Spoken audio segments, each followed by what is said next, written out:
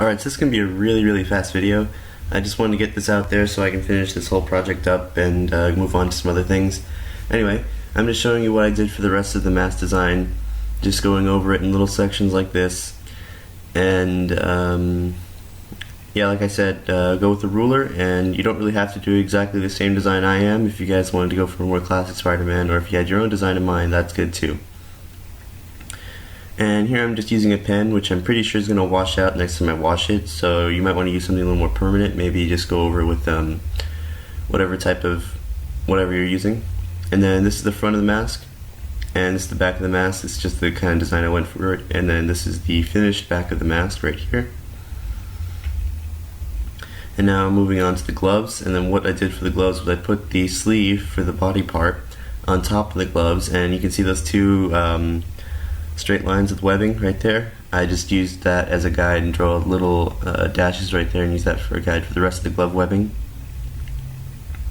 And this is the design I took. I just went with this little like spiraling circle type motion, and like I said, you can go for a more classic if you want, but I just wanted to do this.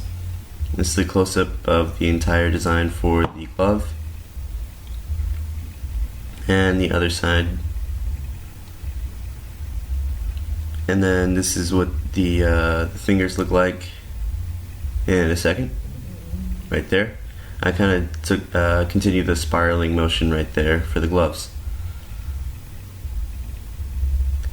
And now we have the finished glove design. This is just with the other style of webbing. I'm not sure what it's called, but the yeah. And this is the boot.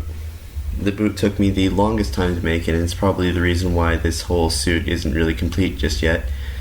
Well, it is complete, but it's not up there. It's because this boot took me so long to do, because all the web lines are super close together. It took me so long. It was so time consuming, and it just really didn't look good in the end product. The end result, I should say. Anyway, once I finished with this, I realized it didn't really look too good because I made it about an inch away, from an inch apart from each other, and it looked just way too small and kind of pushed together. So the next one I just did 3 inches away, and that worked out pretty good.